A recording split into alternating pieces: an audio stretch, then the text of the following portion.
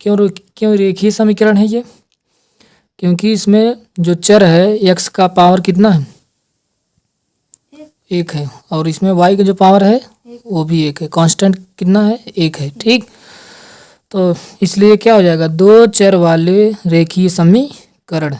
नीचे भी वही दो चर वाला रेखीय समीकरण है, जो जिसमें चर क्या है? एक्स है और वाई है। दो चर हो गया जिसकी घातें कितनी है? एक एक है। इसलिए इसको क्या बोलेंगे? रेखीय समीकरण बोलेंगे। कैसे बोलेंगे? दो चर वाला रेखीय समीकरण युग्म, अर्थात दोनों समीकरण को मिला करके बोलेंगे युग्म बोलेंगे। क्या बोलेंगे? युग्म बोलेंगे। अब इन दोनों समीकरण के हमने बोला था जो हल होंगे वो कैसे निकाले जाते हैं। पहले हमने बताया था ग्राफ विधि। क्या बताया था? ग्राफ विधि। तो जब ग्राफ विधि सॉल्व करते थे तो तीन कंडीशन आती थी, तीन केस पॉसिबल हुआ था ग्राफ विधि से सॉल्व करेंगे। कैसे? ग्राफ विधि से जब हमने निकाला था इसको, ग्राफ विधि से देखा तो इसके तीन सोल्यूशन आए थे। कौन कौन से? हो सकता है कि दोनों रेखाएं क्या कर जाएं? दोनों रेखाएं एक दूसरे के क्या हों? समांतर हों। कैसी हों? समांतर हों। क्या हों? समांतर हो। जैसे ये पहली रेखा हो गई और ये वाली दूसरी रेखा हो जाए तो ये दोनों रेखाएं क्या हो जाएं? समांतर हो जाएं। जब दोनों रेखाएं समांतर हो जाती हैं तो क्या x और y का कोई एक मान इन दोनों रेखाओं पर स्थित है एक साथ? नहीं स्थित है ना। अर्थात x और y का ऐसा कोई भी मान नहीं आएगा जो इन दोनों समीकरणों को क्या करे? संतुष्ट करे। अर्थात x y का मान रखने पर दोनों समीकरण में दाहिना पक्ष इसके बाएं पक्ष के बराबर हो जाए। ठीक, कोई भी मान नहीं ऐसा आ जाता है x और y का। तो इस केस में क्या बोलेंगे कि हमारा निकाय क्या है? अर्थात दोनों समीकरण क्या है? निकाय संगत है कि असंगत? असंगत है। निकाय कैसा है? असंगत है। कैसा है? असंगत है। ठीक, और सॉल्यूशन कितने इसके? हल कितने हैं? कोई हल नहीं है। ठीक, दूसरा केस क्या हो सकता है इसमें कि जब दोनों रेखाएं क्या कर जाएं? ये वाई एक्सिस है और ये एक्स एक्सिस है। जैसे एक रेखा ये हो गई, दूसरी रेखा ये हो जाए। ठीक, तो देखो दोनों रेखाएं किसी न किसी एक बिंदु पे क्या कर रही हैं? मीट कर रही हैं, अर्थात काट रही हैं।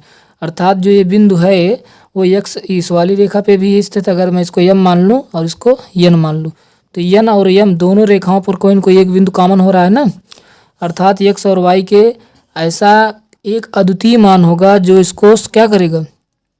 संतुष्ट कर देगा। अर्थात पहले वाले समीकरण का दाहिना पक्ष बाएं पक्ष के बराबर हो जाएगा, उसी प्रकार से दूसरे वाले समीकरण का दाहिना पक्ष बाएं पक्ष के बराबर हो जाएगा। सिर्फ और सिर्फ किसके लिए? एक मान के लिए, एक्स और वाई के। ठीक, इसीलिए इसको बोलते हैं, इसके हल जो हो जाएंगे कितने हो जाएंगे?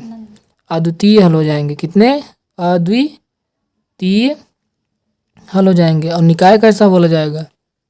प्रतिच्छेद वाला है। हाँ, तो क्या हो जाएंगे? प्रतिच्छेद कर रही हैं दोनों रेखाएं ना, तो इसके हल कितने हो गए? अद्वितीय हल हो गए। और निकाय कैसा हो जाएगा हमारा? निकाय हमारा हो जाएगा संगत। ठीक, तीसरा केस क्या हो सकता है इसमें? तीसरा केस हो सकता है कि ये इसी रेखा के ऊपर दूसरी वाली रेखा भी चली जाए। ठीक, एक रेखा ये हो गई, इसी रेखा के ऊपर, अर्थात दोनों रेखाएं क्या करें? एक दूसरे के ऊपर ओवरलैप करें। उसे क्या कहते हैं? संपाती कहते हैं। कौन सा? संपाती वाला। ठीक, अर्थात दोनों रेखाएं ये वाली और ये वाली दोनों रैखिक समीकरण जो क्या हो एक दूसरे के ऊपर से गुजर रही हों, उसे क्या कहते हैं? संपाती कहते हैं। तो इस केस में अनंत बिंदु हो जाएंगे। ये वाला बिंदु भी देखो इसी रेखा पे है। चाहे जो बिंदु लोगे इसमें, चाहे जो पॉइंट लोगे आप, एक्स और वाई के मान इन दोनों समीकरण को क्या करेंगे? संतुष्ट करेंगे। क्योंकि दोनों समीकरण जो है, दोनों समीकरण की जो रेखा है वो क्या है? एक दूसरे के ऊपर है। तो एक्स वाई का जो मान लिया जाएगा वो दोनों समीकरण पे आएगा। अर्थात एक्स वाई का कोई भी मान लेने पर इस समीकरण को क्या करेगा? संतुष्ट करेगा दोनों समीकरण को, इस निकाय को। तो निकाय हमारा क्या कहलाएगा? संगत हो जाएगा निकाय। ठीक, और हल कितने हो जाएंगे इसके? अनंत हल हो जाएंगे। ठीक, तो ये था ग्राफ विधि से। ठीक, दूसरा हमने क्या बताया है? दूसरा हमने बताया है कौन सा? प्रतिस्थापन विधि। कैसा? प्रतिस्थापन विधि से। प्रतिस्थापन मतलब क्या बताए थे हमने कि जैसे दो समीकरण दिए होंगे, कौन कौन समीकरण बोलो जरा उसमें से। x minus y equal to 4, फिर एक क्या दे दिया? x plus y equal to 10। ठीक, ये दोनों क्या है? देखो आपके रैखिक समीकरण हैं और दो वेरिएबल वाले हैं। एक वेरिएबल ये हो गया, दूसरा वेरिएबल ये हो गया। एक चर ये है, दूसरा चर ये है। दोनों चर की घातें कितनी हैं? एक है। इसमें भी देखो दोनों चर की घातें एक है, इसलिए दोनों समीकरण को मिला के क्या बोलेंगे? एक निकाय बोलेंगे, रैखिक समीकरण युग्म बोलेंगे। ठीक, अब इस समीकरण में हमें इस x और y के मान निकालने हैं। ठीक, हल निकालना है इसका। तो कैसे निकालेंगे? तो हमने बताया था प्रतिस्थापन विधि में होता क्या है कि एक वेरिएबल का मान, इन दोनों वेरिएबल में से, दोनों चर में से किसी एक चर का मान दूसरे चर के पदों में क्या करते हैं? ज्ञात कर लेते हैं। x का मान y के पदों में निकाल लो, x का मान y के पदों में निकाल लो, या फिर y का मान x के पदों में निकाल लो और उसको दूसरे वाले समीकरण में रख दो। तो उसे क्या कहते हैं? प्रतिस्थापन कहते हैं। जैसे देखो यहाँ दिया है कितना, x minus y equal to 4 दिया है ना। तो मैं क्या करूँ, दो चर दिया है, इसमें से किसी एक चर का मान दूसरे चर के पदों के रूप में निकाल लेता हूँ। अर्थात मैं x बराबर निकाल लूँ तो 4 दिया है पहले से, जब इसको माइनस वाई को इधर ले जाएंगे तो क्या हो जाएगा? Plus Y.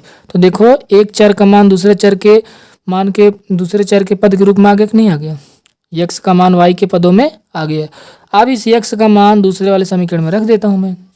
दूसरा समीकरण क्या है? x plus y equal to 10 है, x plus y equal to 10 है।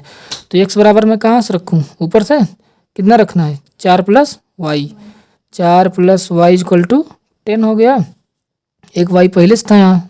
ठीक, तो x के प्लेस पे कितना रखना है? 4 प्लस वाई, और दूसरे देखो यहाँ एक y पहले से है तो y हो गया, बराबर कितना हो जाएगा? 10। तब देखो एक y और एक y मिल कितना हो जाता है? 2y हो जाएगा, इक्वल टू कितना हो गया? 10 हो गया। अब देखो अचर पद को एक साइड करो, चर पद वालों को एक साइड करो। तो 2y को इधर रहने देता हूँ, 10 चर पद को इधर ले जाऊंगा, अचर पद को, तो कितना हो जाएगा? 10 माइनस 4, तो इधर हो जाएगा 2y इक्वल टू कितना आ जाएगा? 6 होगा। तो y इक्वल टू कितना आया? 3 हो जाएगा, 2 3 6। तो y का मान आ गया कि नहीं आ गया? ये y का एक मान आ गया कि नहीं आ गया? अब x का मान अगर निकालना हो तो समीकरण 1 में ले जाकर रख दो, चाहे समीकरण 2 में रखो, चाहे समीकरण 1 में रखो। समीकरण 2 में रख दें मैं, समीकरण 2 क्या है? x plus y equal to 10 दिया है ना, y बराबर कितना आया है? 3, इसमें पुट कर दो, तो x प्लस 3 बराबर 10।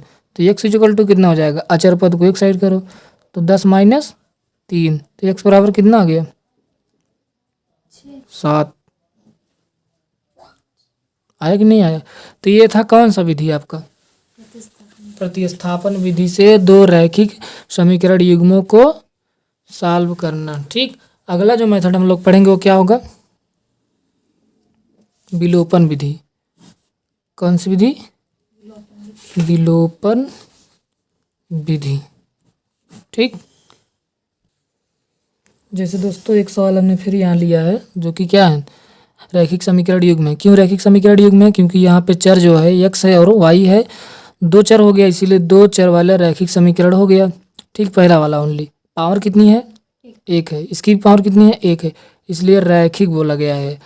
और दो चर क्यों बोला गया है? इसमें एक चर ये है, दूसरा चर y है। उसी प्रकार से नीचे भी देखो एक चर ये है, दूसरा चर ये है। घातें कितनी है? 1 1, इसलिए ये भी रैखिक हो गया। दोनों को मिला देंगे तो रैखिक समीकरण युग्म हो जाएगा। 2 मिल गया तो जोड़ा बन गया, यानी युग्म हो गया। अब इसको आपको प्रतिस्थापन विधि से सॉल्व करना है। किससे? प्रतिस्थापन विधि से। ठीक, तो क्या करेंगे हम प्रतिस्थापन विधि से? किसी एक चर का मान दूसरे चर के पदों के रूप में ज्ञात करेंगे सबसे पहले। तो देखो यहाँ दूसरे समीकरण में दिया है x minus 2 y equal to कितना दिया है? 2 दिया है ना। मैं क्या करूँ, x का मान y के पदों में निकाल सकता हूँ आसानी से, नहीं इसमें? तो यहाँ हो जाएगा x इक्वल टू कितना? 2 प्लस, इसको इधर लाइन कितना हो जाएगा? ये माइनस से प्लस हो जाएगा ना, यानी 2y। देखो x का मान y के पदों में आ गया कि नहीं आ गया? आ गया ना। अब मैं क्या करूं, इसको समीकरण 1 में रख दूं, क्योंकि समीकरण 2 से हमने निकाला है ना, तो समीकरण 1 में रखेंगे। परिभाषा क्या बोले हैं प्रतिस्थापन का? किसी एक समीकरण में एक चर का मान दूसरे चर के पदों के रूप में ज्ञात कर लो, फिर उसके बाद दूसरे समीकरण में ले जाकर उसको रख दो। तो मैंने दूसरे समीकरण से निकाला था, उसको पहले वाले में रख रहे हैं। आप चाहते तो यहाँ से भी निकाल सकते थे, लेकिन आसानी इसमें से होगी क्योंकि x का मान इसमें डायरेक्ट मिल जा रहा है। x बराबर 2y प्लस 2, तो हम वही ले जाकर इसमें रखेंगे। किसमें? ऊपर वाले में। तो ऊपर वाला समीकरण क्या है? 2x plus 3y equal to 80 है। अब आप देखिए ऊपर x बराबर आपने क्या बना है? तो जहाँ जहाँ x वहाँ 2 प्लस 2 वाई रख दीजिए। तो यहाँ पहले 2 है, कोष्टक में x बराबर कितना दिया है 2 + 2y, फिर 3y इक्वल टू 80 है। अब आप कहेंगे कोष्टक क्यों लगाए, क्योंकि यहाँ x मल्टीप्लाई है 2 के साथ ना, और x बराबर 2 + 2y है। अब आप इसका मल्टीप्लाई कर दीजिए अंदर, तो 2 का गुणा 2 के साथ होगा कितना हो जाएगा 4 हो जाएगा। फिर 2 का गुणा 2y के साथ कितना हो जाएगा 4y हो जाएगा। फिर यहाँ प्लस दिया है 3y इक्वल टू कितना हो गया 80 हो गया। अब जो जो चर वाले पद हैं उसको जोड़ लो, अचर वाले पद को एक साइड करो। अचर वाला पद 4 है और 18 है, चर वाला पद 4y और 3y है। तो 4y और 3y मिल कितना होता है 7y हो जाएगा। इसको बराबर कर लो, 4 को इधर ले जाएंगे कितना हो जाएगा 4। तो यहाँ कितना बचा 3, यहाँ 7y हो गया। कितना हो गया 4 3 कितना होता है 7y, बराबर कितना हो जाएगा 18 - 4, यहाँ 7y होगा 7y। ठीक, इसको कर लेता हूँ मैं। 7y इक्वल टू कितना हो जाएगा 18 में से 4 जाएगा तो 14 हो जाएगा।